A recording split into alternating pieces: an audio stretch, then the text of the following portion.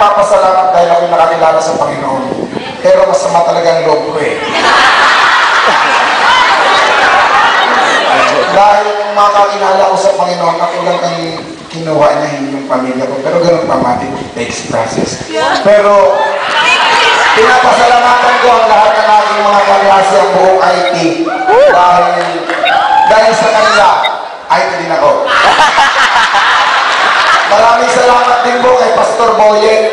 Malaki po ang naitulong niya sa pananampalataya ko sa Panginoon. Noong una, hinahangaan ko siya.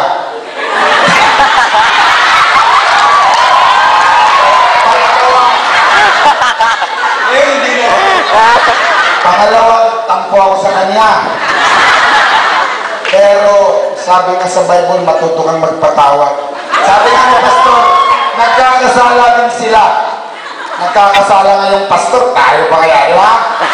Ay, Pastor, in behalf of, in behalf of all IT, we are,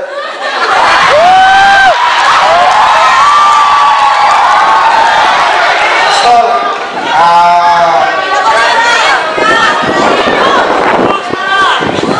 joke na joking. Pastor, patawad talaga dahil,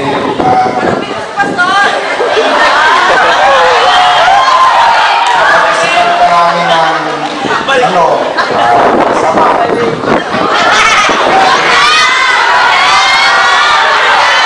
Nakuhugas kamay kayo ah. Wala nyo, kasi perfecto ah. Pastor, ako pastor, personally pastor, nag-down talaga ako eh, pero sabi mo nga, hindi naman tayo lang perfecto, kaya ako pastor, tapos puso ko akong humihingi ng tao ko.